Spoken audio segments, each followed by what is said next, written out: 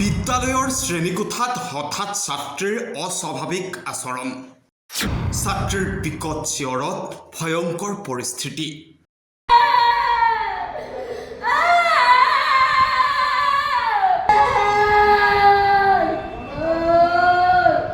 হঠাৎ কি হ'ল বিদ্যালয়ৰ ছাত্ৰীৰ সৈতে?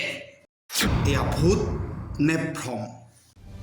এখন বিদ্যালয়ত সংঘটিত হোৱা এক অস্বাভাৱিক ঘটনাই চিন্তিত কৰিছে সকলোৱে। ঘটনা সংঘটিত হোৱাৰ পাছতেই ভয়ংকৰ পৰিস্থিতিৰ সৃষ্টি হয় বিদ্যালয়খনত। হঠাৎ ঢলি পৰে বিদ্যালয়খনৰ এগৰাকী ছাত্ৰী। তাৰ পাছতেই ছাত্ৰীগৰাকীৰ মুখত শুনিবলৈ পোৱা যায় বিকট চিঞৰ। ছাত্ৰীগৰাকীৰ চিঞৰত ভয়ত কঁপি উঠে বিদ্যালয়খনত থকা ছাত্ৰ ছাত্ৰীকে ধৰি শিক্ষক শিক্ষয়িত্ৰীসকল। নগাঁৱৰ কঠীয়াতলীৰ নৱৰত্ন মধ্য ইংৰাজী বিদ্যালয়ত সৃষ্টি হৈছে এই আতংকময় পৰিস্থিতিৰ। পাঠদান চলি থকাৰ সময়তেই ছাত্ৰীৰ অস্বাভাৱিক আচৰণত শংকিত হৈ পৰে ছাত্ৰ ছাত্ৰীৰ লগতে শিক্ষক শিক্ষয়িত্ৰী। নগাঁও জিলাৰ কঠীয়াতলীৰ নৱৰত্ন মধ্য ইংৰাজী বিদ্যালয়ত পাঠদান চলি থকাৰ মাজতেই হঠাৎ কেইবাগৰাকী ছাত্ৰীৰ অস্বাভাৱিক আচৰণে সৃষ্টি কৰে এক অভাৱনীয় পৰিস্থিতিৰ। ছাত্ৰী কেইগৰাকীয়ে হঠাৎ মাটিত ঢলি পৰি চিঞৰ বাখৰ কৰি এক অদ্ভুত আচৰণ কৰে।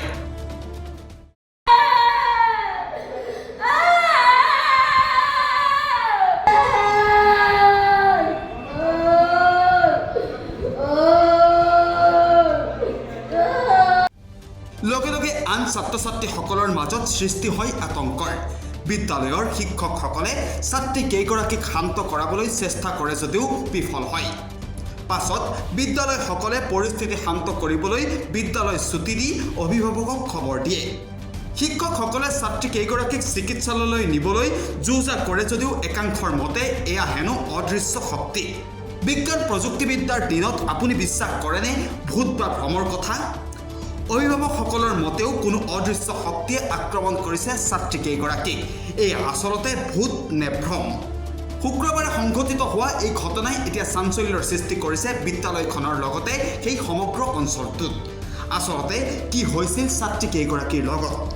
শুনক বিদ্যালয়খনৰ শিক্ষক শিক্ষয়িত্ৰীৰ মুখেৰে। আজি স্কুলৰ যিটো পৰিৱেশ অত্যন্ত আতংকময় এটা পৰিৱেশ। ইয়াত বহুত বছৰ চাকৰি কৰিলোঁ, কিন্তু এনেকুৱা পৰিৱেশ আমাৰ হোৱা নাছিল। আচলতে আজি খুব দুখো লাগিছে, ভয়ো লাগিছে। তেনেকুৱা এটা পৰিৱেশ। প্ৰথমতে দুজনী ছোৱালী মানে যেতিয়া প্ৰে কৰি থকা হৈছিলে, তেওঁলোকৰ অকণ মাথাটো ঘূৰাইছে। আমাৰ তেনেকুৱা ৰুম আছে, আমি তাত নিলোঁ। তেওঁলোকক মূৰে গায়ে পানী দিলোঁ, ভৰি হাত পিটিকি পাটাকি দিলোঁ। তেনেকুৱা ধৰণে অলপ। তাৰপিছতে লগতে দুজনী মানে ধৰিছে, সিহঁতক মানে ধৰি ৰাখিব নোৱাৰি। দুজনী, সেই দুজনী হ'ল পৰি দাস আৰু ৰাখী দাস। তাৰপৰা ৰূপা বোলাজনীয়ে সুধিছে কি হ'ল কৈছে, সেই মই বোলে শংকৰ গুৰু আহিছোঁ। মই বোলো এইবিলাক আমি একো নাজানো, তোমালোকে ৰাম নাম লোৱা, আৰু যদি গুৰু হয় তো ৰাইজক শান্তি দিয়ে ন।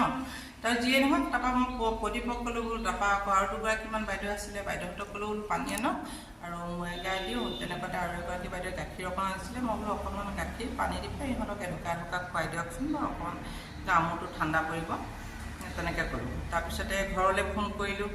ঘৰৰ মানুহ আহিলে, আমাৰ মাষ্টৰো ক'লে, আমিও ক'লোঁ যে ডক্টৰৰ ঘৰলৈ আমি লৈ যোৱাৰ ব্যৱস্থা কৰোঁ। সিহঁতৰ গৰমটো খুব বেছি, হয়তো কিবা এটা অসুবিধা হ'ব পাৰে। তেওঁলোকে কৈছে যে নালাগে, আমি ঘৰলৈকে নিওঁ, ভাল হ'ব, আমি এইটো কিবা কিবি কৰিব লাগিব, কালি নামঘৰতে এনেকুৱা হৈছে, মানুহৰ গাঁৱত তেনেকুৱা কথা ক'লে। তাৰ অলপ পিছতে আমি ক্লাছলৈ গ'লোঁ। যিহেতু 8ৰ ছোৱালী আছিলে, তাতে মোৰ অকণমান যোৱা যেনিবা ইফাল সিফাল হৈছে। গোটেই ল'ৰা ছোৱালীখিনি এনেকুৱা এটা পৰিৱেশ, মানে ল'ৰা ছোৱালীখিনি আমি কণ্ট্ৰল কৰিব নোৱাৰোঁ। আৰু তাতে আমাৰ ইয়াত ল'ৰা ছোৱালী সৰহ। তাৰপিছতে 8লৈ গ'লোঁ, ৰেজিষ্টাৰ কৰিলোঁ, তেওঁলোকক পঢ়াই আছোঁ। এইটো হ'ল মই য'ত এতিয়া থিয় হৈ আছোঁ, এইটো হ'ল ক্লাছ 7। ইয়াতে এজন শিক্ষক আহিল, ইয়াতো ছাৰে ক্লাছ কৰি গ'ল। যোৱাৰ পিছত মই কিন্তু 8ত ক্লাছ কৰি আছিলোঁ সিহঁতক। এনেকুৱা হুলস্থুল, আৰু এই ৰুমটোৰ পৰা গোটেই ল'ৰা ছোৱালীখিনি ফিল্ডলৈ ওলাই কি কৰে তেওঁলোকে? গোটেই ল'ৰা ছোৱালীখিনি ফিল্ডলৈ মানে চিঞৰ বাখৰহে শুনিছোঁ। তেতিয়া মই 8ৰ ল'ৰা ছোৱালীখিনি কৈছোঁ যে তোমালোক ইয়াত ৰেজিষ্টাৰখন মই থৈছোঁ, যেতিয়া মই আছোঁ, তোমালোক ওলাই নাহিবা, কিবা এটা হৈছে যে সেইটো খাটাং। মই ধুম এইফালে বাৰাণ্ডা দি দৌৰি আহিলোঁ। আহি গোটেই ল'ৰা ছোৱালীখিনি ইয়াত নাই, ছোৱালীজনী অকলে পঢ়ি আছে। এই বেঞ্চখনতে, এইখন বেঞ্চতে কি হৈছে, পিছৰ চোচা মানে বেঞ্চৰ ফালে যে আগৰ চোচা মূৰটো ইমান টকৰিয়াই আছে। তাৰপিছতে ইয়াৰ পৰা কি কৰিলোঁ বোলো, অকণ মুকলি জেগালৈ নিওঁ, ডেস্ক বেঞ্চখিনি উলিয়াই দিলোঁ। দি পেলাই 2-4টা 5-6টা মতা মানুহে ছোৱালীজনীক ধৰি ৰাখিব পৰা নাই, ইমান বাগৰিছে এইডোখৰ জেগা। তথাপিও আমি 4জন, হাতত 2জনে ধৰিছে, মূৰৰ ফালে এজন, তাৰপিছতে ভৰিৰ ফালে এজন, প্ৰদীপো আহিলে, প্ৰদীপেও তেনেকৈ ধৰিছে। তাৰপিছত বাইদেউ কেইগৰাকী আহিল, বাইদেউ কেইগৰাকী পানী আনিবলৈ দিলোঁ। তাৰপৰা সিফালৰ ৰুমটোত গোটেই ডেস্ক বেঞ্চখিনি গোটেইকেইজনে লাগি আমাৰ বাকী ছাৰ 2জনো আহিলে। গোটেইখিনি আমি সেইখিনি ঠিক ঠাক কৰি জেগাখিনিকে কমপ্লিট মুকলি কৰি আছোঁ। যিখিনি জেগাত ভিডিঅ'টো ৰখা আছে সেই জেগাখিনি মুকলি কৰি দিয়া হৈছিল। তাৰপিছতে এনেকুৱাকৈ কোচ খাই আহে, এনেকুৱা চিঞৰ। মই তেতিয়া আকৌ ক'লোঁ যে এইও খুব গৰম উঠিব পাৰে, পানী দুনি অলপ আনকচোন, চকুৱে মুখে মাৰি দিওঁ, বেছি গৰম হোৱা, কাৰণ আজি খুব গৰমটোও খুব বেছি, আৰু ল'ৰা ছোৱালী কিবা কাৰণত হ'ব পাৰে, বা ৰাতি বা খাইছেনে নাই, কিবা খাই আহিছেনে নাই, মাথাও ঘূৰাব পাৰে, কিবা এটাতো অসুবিধা হৈছে। আমাৰ যিখিনি প্ৰাথমিক মানে কৰিবলগীয়া কাম সেইখিনি যাতে আমি কৰিব পাৰোঁ।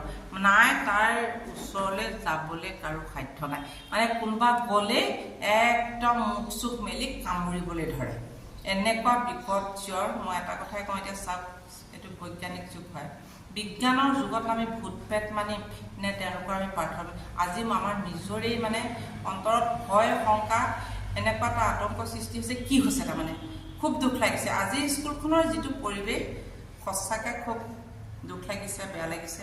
আৰু মই এইখিনিতে আপোনালোকৰ নিউজ চেনেলৰ যোগেদি এটা কথাই ক'বলৈ বিচাৰোঁ, শেষত যিয়েই নহওক কিয় তেওঁলোক যাতে সোনকালে সুস্থ হৈ উঠে, তাকে মই আপুনি কি বুলি বিশ্বাস কৰিব আচলতে এইখনত?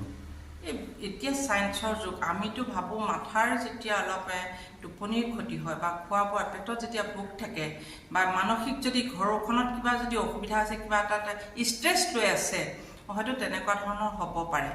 কিন্তু সেইটো আমি মানিছোঁ, বা তেনেকুৱা ধৰণে আমি পানী দুনি দিয়া বা ভৰি হাত পিটিকি দিয়া সেইখিনিওতো আমি নকৰাকৈ থকা নাই। তথাপিও যিটো চিঞৰ বাখৰ হুলস্থুল, সেইটোত কিন্তু মই ভয় খাইছোঁ। এতিয়া কাক ধৰিম কাক নধৰিম এনেকুৱা এটা দুই মোজাত পৰিছোঁ।